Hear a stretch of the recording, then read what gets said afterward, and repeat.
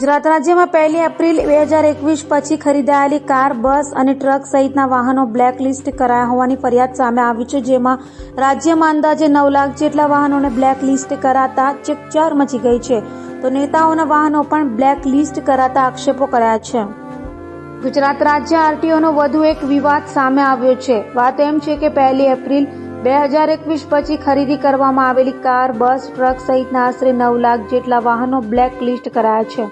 તો આ અંગે રાજ્યના વાહન વ્યવહાર વિભાગ પાસેથી ચર્ચાતી માહિતી મુજબ રજીસ્ટ્રેશન ફી ભરવાની પેન્ડિંગ હોવાથી વાહનો બ્લેક કરાયા છે।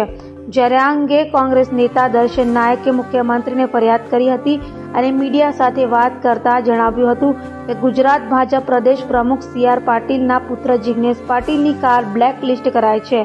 સાથે ગુજરાત રાજ્યના મંત્રી મુકેશ પટેલ અને દર્શન નાયકની કાર પણ બ્લેકલિસ્ટ કરાઈ છે।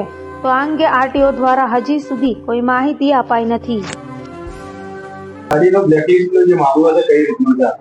ગુજરાતની ભારતીય જનતા પાર્ટીની સરકાર જે સુશાસન સુવહીવટની વાત કરે છે, એનો ઉત્તમ નમૂનો એટલે વાહન વિભાગ।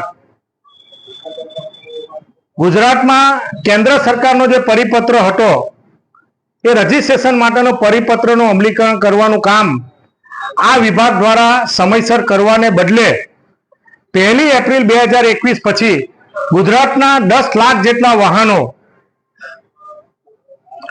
નું જે રજીસ્ટ્રેશન કરવામાં આવ્યું અને રજીસ્ટ્રેશન કર્યા પછી એના નામે થયા પછી 240 રૂપિયા જેવો નજીવો રજીસ્ટ્રેશન ફી બાકી છે એમ કરીને સામાજિક રીતે સંકળાયેલા, રાજકીય રીતે સંકળાયેલા બૌદ્ધિક લોકો, મારી પોતાની પણ ગાડી બ્લેકલિસ્ટ કરવામાં આવી છે એ પ્રકારની મને માહિતી મળતા અને બીજા અન્ય લોકોએ મને ફરિયાદ કરતા માનનીય મંત્રીશ્રીને, માનનીય મુખ્યમંત્રીશ્રીને પત્ર લખીને વિનંતી કરી કે જે અધિકારીને 2021 અને 2023 ઓક્ટોબર પછી ખબર પડી કે આ પ્રકારની પરિસ્થિતિના કારણે 240 રૂપિયા જેટલા બાકી છે, તે અધિકારી સામે તપાસ કરવાને બદલે, એ અધિકારી સામે પગલાં લેવાને બદલે, એની પાસે વસૂલાત કરવાને બદલે ગુજરાતના 10 લાખ વાહન ચાલકોને માથે આ બ્લેકલિસ્ટ નામનું લેબલ લગાવવામાં આવ્યું છે।